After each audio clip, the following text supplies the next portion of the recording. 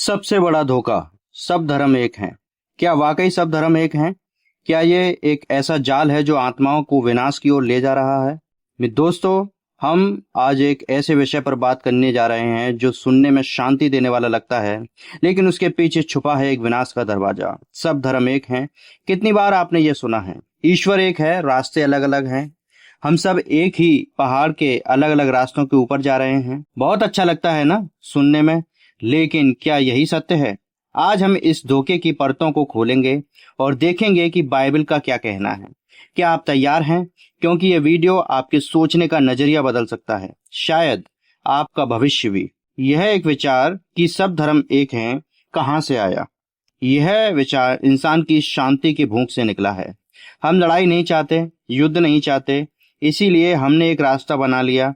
मान लो सब ठीक है, लेकिन क्या किसी चीज को ठीक मान लेना ही उसे सच बना देता है? जरा सोचिए, अगर एक डॉक्टर आपको कैंसर की रिपोर्ट देकर कहे कोई बात नहीं, सब ठीक है, खुश रहिए, तो क्या आपका रोग चला जाएगा? सच से भागने का मतलब होता है विनाश की ओर गले लगा लेना। कुछ धर्म कहते हैं ईश्वर एक शक्ति है, कुछ कहते हैं ईश्वर सब में है, कुछ कहते हैं तुम ही ईश्वर हो, और बाइबल कहती है ईश्वर ने मनुष्य को अपने स्वरूप में बनाया, पर मनुष्य ईश्वर नहीं है। बाइबल कहती है यीशु ने कहा, मार्ग, सत्य और जीवन मैं ही हूँ, बिना मेरे कोई पिता के पास नहीं पहुंच सकता। यूहन्ना 14:6। क्या आप देख रहे हैं? यीशु मसीह ने कभी नहीं कहा कि मैं भी एक रास्ता हूँ, उन्होंने कहा मैं ही एकमात्र रास्ता हूँ। तो अब सवाल उठता है, अगर यीशु सच बोल रहे हैं तो बाकी सब झूठे हैं, और अगर कोई सच है तो यीशु झूठे हैं। दोनों एक साथ सच नहीं हो सकते। जब इंसान पाप में गिरा तो सभी धर्मों ने कुछ न कुछ उपाय ढूंढ लिए। ध्यान करो, अच्छे कर्म करो, पुण्य कमाओ, जन्मों के चक्कर से मुक्त हो जाओ। लेकिन बाइबल कहती है क्योंकि सबने पाप किया और सब परमेश्वर की महिमा से रहित हैं। रोमियो 3:23। और पाप की मजदूरी तो मृत्यु है। रोमियो 6:23।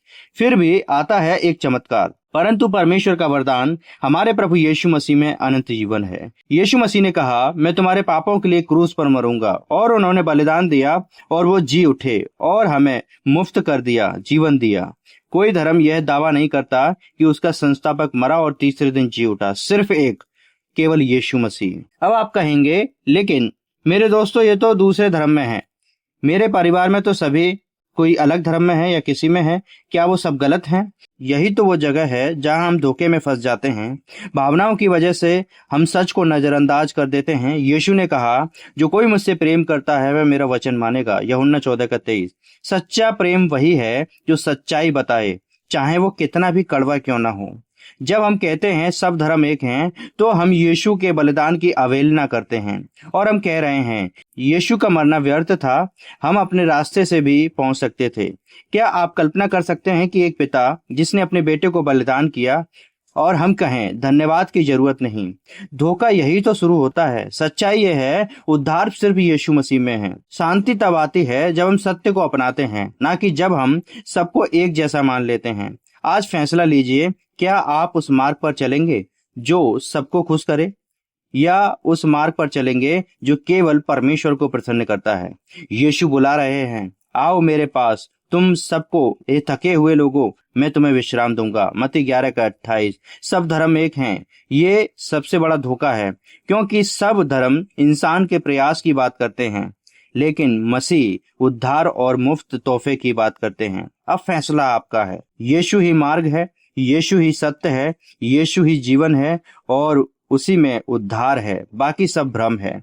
अगर आप इस सत्य को स्वीकार करते हैं तो कमेंट में लिखिए, मैं यीशु को आज से चुनता हूं।